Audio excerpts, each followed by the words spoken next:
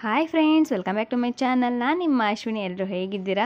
ನಾನಂತೂ ತುಂಬಾ ಚೆನ್ನಾಗಿದ್ದೀನಿ. ಇವತ್ತು ನಾನು ಇಲ್ಲಿ ಶೇಂಗಾ ಚಟ್ನಿ ಪುಡಿ ಮಾಡ್ತಾಯಿದ್ದೀನಿ. ತುಂಬಾ ತಯಾರಿ ಆಗ್ತಿದೆ. ಏನಕ್ಕಂತ ಹೇಳಿ ಮುಂದೆ ಹೇಳ್ತೀನಿ. ಸೊ ವಿಡಿಯೋನ ಕಂಟಿನ್ಯೂ ಆಗಿ ನೋಡಿ, ಓಕೆನಾ? ಇವಾಗ ನಾನು ಶೇಂಗಾ ಚಟ್ನಿ ಪುಡಿ ಮಾಡ್ಕೊಳೋದಕ್ಕೆ ಶೇಂಗಾನ ಹುರ್ಕೋತಾ ಇದ್ದೀನಿ.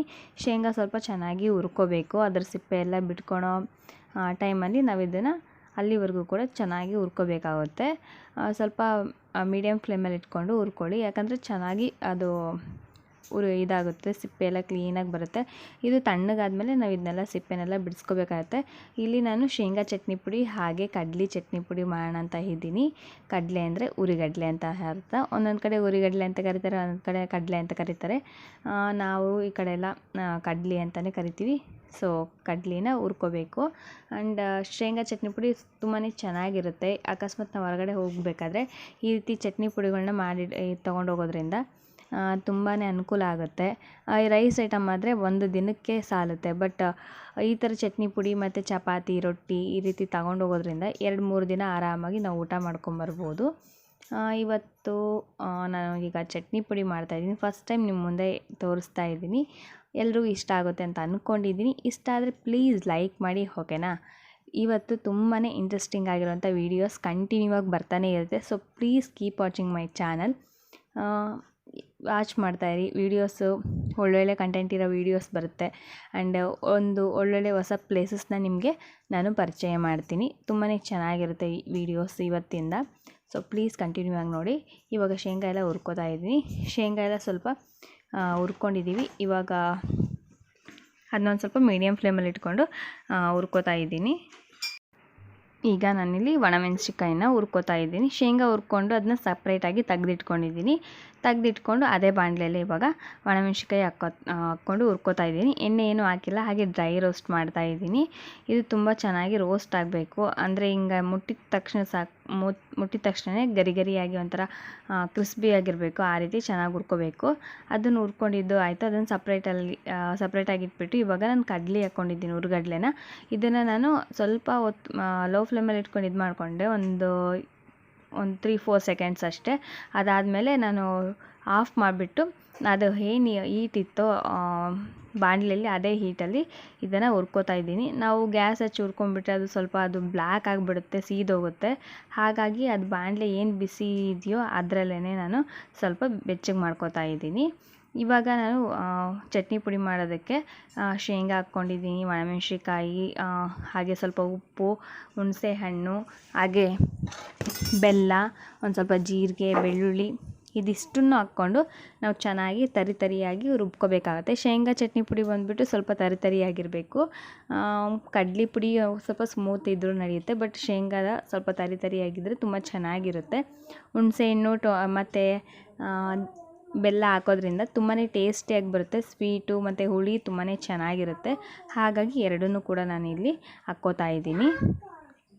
ಹಾಯ್ ಫ್ರೆಂಡ್ಸ್, ಇವತ್ತು ಎಲ್ಲ ರೆಡಿ ಮಾಡ್ತಾಯಿದ್ದೀವಿ. ಏನಕ್ಕಂತ ಹೇಳಿದರೆ ನಾವು ನಾಳೆ ಹುಕ್ಕುಡ್ಗತ್ರಿಗೆ ಹೋಗ್ತಾ ಇದ್ದೀವಿ. ಅದಕ್ಕೋಸ್ಕರ ಏನೇನು ಬೇಕೋ ಅದನ್ನೆಲ್ಲ ಇವಾಗ ರೆಡಿ ಮಾಡ್ತಾಯಿದ್ದೀವಿ. ಬುತ್ತಿನ ಬೆಳಗ್ಗೆ ಹೋಗೋದು, ಬೆಳಗ್ಗೆ ಎಣ್ಗಾಯಿ ಪಲ್ಯ ಮತ್ತು ಬುತ್ತಿಯನ್ನು ಮಾಡ್ತೀನಿ. ಇವಾಗ ಕಡಲೆ ಪುಡಿ, ಶೇಂಗಾ ಪುಡಿ, ಅದಕ್ಕೆ ಏನೇನು ಬೇಕೋ ಅದೆಲ್ಲ ರೆಡಿ ಮಾಡ್ಕೋಬೇಕು.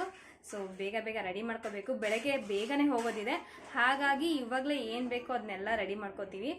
ಮತ್ತು ಬೆಳಗ್ಗೆ ಮಾಡ್ಕೋಬೇಕಂತ ಹೇಳಿದರೆ ಹುಡುಗರು ಇರ್ತಾರೆ, ಆಗೋದಿಲ್ಲ. ಹಾಗಾಗಿ ಇವತ್ತೇ ರೆಡಿ ಮಾಡ್ಕೋತಾ ಇದ್ದೀವಿ. ಇವಾಗಲೇ ಟೈಮ್ ಬಂದುಬಿಟ್ಟು 5 ಗಂಟೆ ಆಗಿದೆ, ಸಂಜೆ. ಇವಾಗೆಲ್ಲ ರೆಡಿ ಮಾಡ್ಕೋಬೇಕು. ಒಂದೊಂದಾಗಿ ಅವ್ರಿಗೇನು ಬೇಕು ಸ್ನ್ಯಾಕ್ಸು ಅದೆಲ್ಲ ರೆಡಿ ಮಾಡ್ಕೋಬೇಕು. ಹಾಗೆ ಬಟ್ಟೆ ಪ್ರತಿಯೊಂದೂ ಇವಾಗ ಜೋಡಿಸ್ಕೋತಾ ಹೋಗ್ತೀನಿ.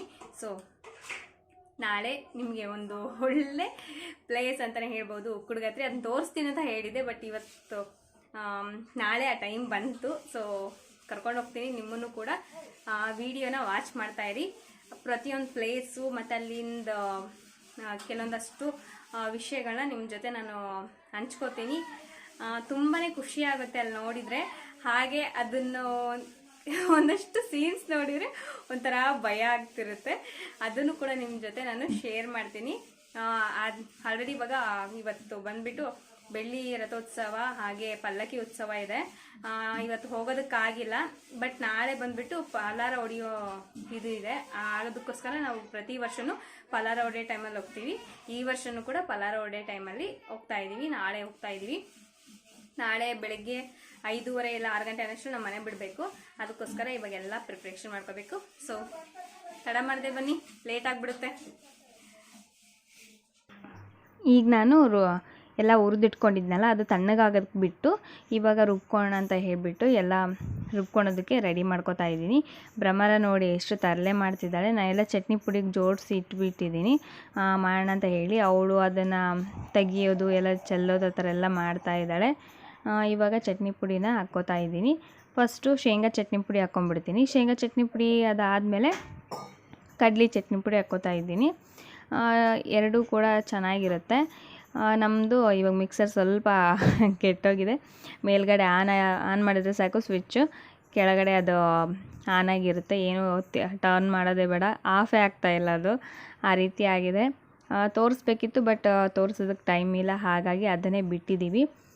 ಇವಾಗ ಬೇಗ ಬೇಗ ಟೈಮ್ ಅಂದರೆ ನಮ್ಗೆ ಬೇಕಾಗಿರೋ ಟೈಮಲ್ಲಿ ಈ ರೀತಿ ಏನಾದರೂ ಯೂಸ್ ಆಗ್ತಿದೆಯಲ್ಲ ಅಂತಂದೇಳಿ ಸುಮ್ಮನಿದ್ದೀವಿ.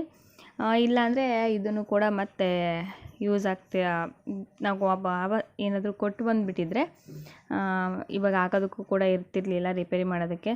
ಹಾಗಾಗಿ ಅದನ್ನೇ ನಾವು ಈಗ ಯೂಸ್ ಮಾಡ್ಕೋತಾ ಇದ್ದೀನಿ. ಇವಾಗ ಕಡ್ಲಿ ಚಟ್ನಿ ಪುಡಿ ಆಯಿತು, ಶೇಂಗಾ ಚಟ್ನಿ ಪುಡಿ ಆಯಿತು. ಇವಾಗ ಮತ್ತೆ ನಾನು ಕಡ್ಲಿ ಚಟ್ನಿ ಪುಡಿನ ರುಬ್ಕೋಬೇಕು.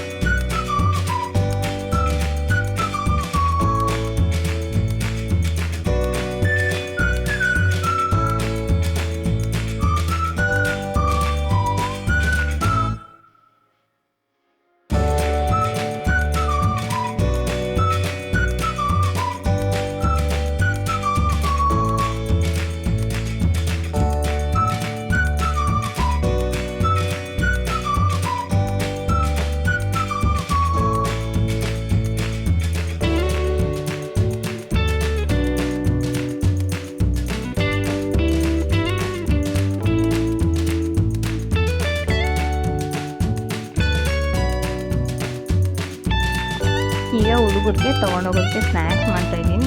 ಮಾಡ್ತಾಯಿದ್ದೀನಿ. ಮಂಡಕ್ಕಿ ಇದ್ದರೆ ಸಾಕು, ಅವ್ರಿಗೆ ಯಾವ ಸ್ನ್ಯಾಕ್ಸು ಬೇಕಾಗಿಲ್ಲ.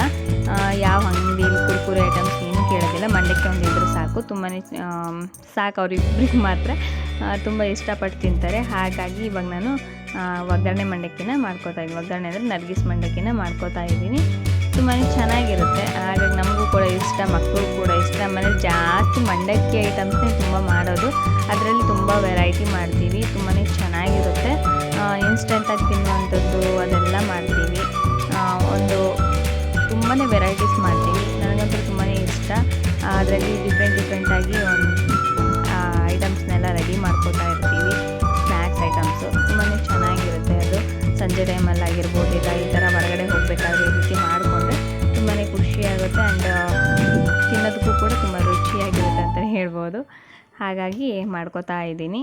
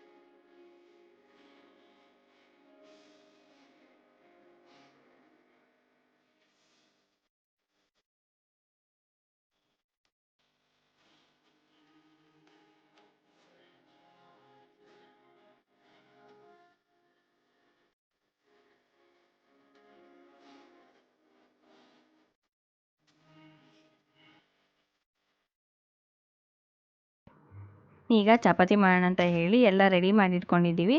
ಹಿಟ್ಟೆಲ್ಲ ಫಸ್ಟಿಗೆ ಕಲಸಿಟ್ಕೊಂಡಿದ್ವಿ. ಇವಾಗ ಹಿಟ್ಟನ್ನೆಲ್ಲ ಅಮ್ಮ ನಾದ್ಕೋತಿದ್ದಾರೆ. ಮತ್ತು ಇನ್ನೊಂದು ಟೈಮು ಎಣ್ಣೆ ಹಚ್ಬಿಟ್ಟು ಅದನ್ನ ಕ್ಲೀನಾಗಿ ನಾದ್ಕೋಬೇಕು. ಸ್ವಲ್ಪ ಮೇಲ್ಗಡೆ ಎಣ್ಣೆ ಸ್ಪ್ರೆಡ್ ಮಾಡಿದರೆ ಸ್ವಲ್ಪ ಸ್ಮೂತಾಗಿ ಬರುತ್ತೆ. ಹಾಗಾಗಿ ಅಮ್ಮ ಆ ಥರ ಮಾಡಿಕೊಂಡು ಚಪಾತಿನ ನಾದ್ಕೊಳೋದಕ್ಕೆ ರೆಡಿ ಮಾಡ್ಕೋತಾ ಇದ್ದಾರೆ. ಭ್ರಮರ ಇಲ್ಲಿ ತರಲೆ ಮಾಡ್ತಾಯಿದ್ದಾರೆ ಆ್ಯಸ್ ಯೂಶ್ವಲ್. ತುಂಬಾ ತರಲೆ ಅವಳು ಹೇಳಬೇಕಂದ್ರೆ. ನಂಗೆ ತುಂಬಾ ಒಂದೊಂದ್ಸಲ ಕಷ್ಟ ಆಗುತ್ತೆ ಹಿಡಿಯೋದಕ್ಕೆ. ಆದರೂ ಕೂಡ ಏನೂ ಮಾಡೋದಕ್ಕಾಗಲ್ಲ. ತುಂಬ ತುಂಟಿ ಅಂತಲೇ ಹೇಳ್ಬೋದು. ಒಂದೊಂದ್ಸಲ ಖುಷಿ ಆಗುತ್ತೆ ಅವಳು ಮಾಡೋದು ಪ್ರತಿಯೊಂದು ಆ್ಯಕ್ಟಿವಿಟಿ ಕಂಡ್ರೆ. ಒಂದೊಂದ್ಸಲ ಸಿಟ್ಟು ಬಂದುಬಿಡುತ್ತೆ, ಏನಪ್ಪ ಈ ಥರ ಉರಿಸ್ತಾಳಲ್ಲ ಕೆಲಸ ಇರೋ ಟೈಮಲ್ಲಿ ಅಂತಂದು ಹೇಳಿ ಒಂಥರ ಬೇಜಾರಾಗುತ್ತೆ. ಬಟ್ ಆದರೂ ಕೂಡ ತುಂಬಾ ಚೆನ್ನಾಗಿರುತ್ತೆ ಅದೆಲ್ಲ ಮೆಮೊರೀಸ್ ಅಂತಲೇ ಹೇಳ್ಬೋದು. ಪ್ರತಿಯೊಂದು ಸೆಕೆಂಡ್ ಕೂಡ ಮಕ್ಕಳು ಯಾವ ರೀತಿ ಚಿಕ್ಕವರಿದ್ದಾಗ ತರಲೆ ಮಾಡ್ತೀವೋ ಅದನ್ನು ನಾವು ಸ್ವಲ್ಪ ಅವರು ದೊಡ್ಡದಾದ್ಮೇಲೆ ಅದನ್ನೆಲ್ಲ ಜ್ಞಾಪಿಸ್ಕೊಂಡು ಅದನ್ನು ನೆನಪು ಮಾಡಿಕೊಂಡು ಸ್ವಲ್ಪ ನಗ್ತಿರ್ತೀವಿ. ಅದೊಂಥರ ಕಾಮಿಡಿಯಾಗಿರುತ್ತೆ. ಸೊ ಹಾಗಾಗಿ ಮೆಮೊರೇಬಲ್ ಅಂತಲೇ ಹೇಳ್ಬೋದು. ಇವಾಗೆಲ್ಲ ಅದನ್ನ ಹಿಟ್ಟನ್ನೆಲ್ಲ ರೆಡಿ ಮಾಡ್ಕೋತಾ ಇದ್ದೀವಿ. ಮಾಡಿಕೊಂಡು ಬೇಗ ಬೇಗ ಚಪಾತಿನ ಲಟ್ಟಿಸ್ಕೋಬೇಕು.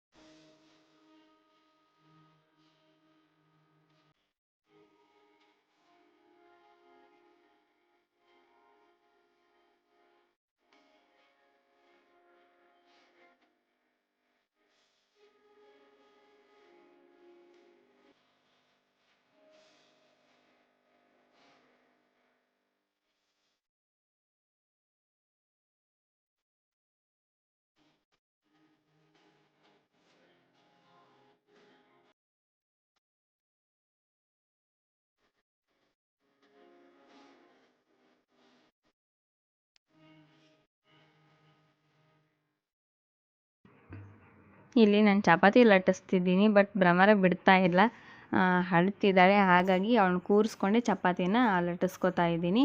ಅಮ್ಮ ಚಪಾತಿನ ಬೇಯಿಸ್ತಾ ಇದ್ದಾರೆ. ಒಲೆ ಮೇಲೆ ಮಾಡ್ತಾಯಿದ್ದೀವಿ.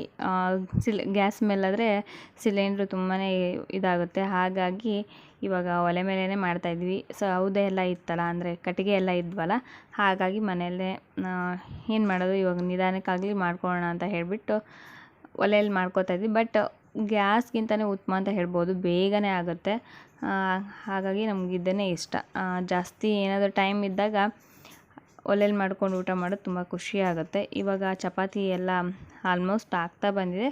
ಬೇಗ ಬೇಗ ಚಪಾತಿ ಇನ್ನೊಂದು ಸ್ವಲ್ಪ ಇದೆ, ಲಟ್ಟಿಸ್ಬಿಟ್ಟು ಅದನ್ನೆಲ್ಲ ತೆಗೆದು ಒಂದು ಸ್ವಲ್ಪ ಗಾಳಿಗೆ ಇಟ್ಟು ಆಮೇಲೆ ಅದನ್ನು ರೆಡಿ ಮಾಡಿ ಇಟ್ಕೋಬೇಕು. ನೈಟೇ ಏನು ಬೇಕು ಅದೆಲ್ಲ ಸ್ವಲ್ಪ ಐಟಮ್ಸ್ನೆಲ್ಲ ರೆಡಿ ಮಾಡ್ಕೋತೀವಿ. ಅದಾದಮೇಲೆ ಬೆಳಗ್ಗೆ ಎದ್ದು ಸ್ವಲ್ಪ ಮೊಸರು ಬುತ್ತಿ ಮತ್ತು ಎಣ್ಗಾಯಿ ಪಲ್ಯ ಅದನ್ನೆಲ್ಲ ಮಾಡ್ಕೋಬೇಕು. ಮಾಡಿಕೊಂಡು ಅದನ್ನು ದೇವ್ರಿಗೆ ನೈವೇದ್ಯ ಇಟ್ಬಿಟ್ಟು ಆಮೇಲೆ ಅದನ್ನು ತೊಗೊಂಡೋಗ್ಬೇಕು ಮತ್ತು ಅಷ್ಟೇ, ಮತ್ತು ಏನೂ ಇಲ್ಲ. ಇವಾಗೆಲ್ಲ ಚಪಾತಿ ಕೂಡ ಆಯಿತು. ಚಪಾತಿನ ಅದನ್ನ ಒಂದು ಪುಟ್ಟಿಲಿ ಹಾಕ್ಬಿಟ್ಟು ಅದನ್ನು ಇಟ್ಟಿದ್ದೀವಿ. ಹಾಗೆ ಇಲ್ಲಿ ಅಮ್ಮ ಪಲ್ಯ ಮಾಡೋದಕ್ಕೆ ಜೋಡಿಸ್ಕೊತಾ ಇದ್ದಾರೆ. ನೈಟ್ ಎಲ್ಲ ಸ್ವಲ್ಪ ರೊಟ್ಟಿ ಇದ್ವು, ಹಾಗಾಗಿ ಪಲ್ಯಕ್ಕೂ ಕೂಡ ಜೋಡಿಸ್ಕೊಂಡಿದ್ದಾರೆ. ಇವಾಗ ಅಮ್ಮ ನೀರನ್ನೆಲ್ಲ ಜೋಡಿಸಿಕ್ತಾ ಇದ್ದಾರೆ.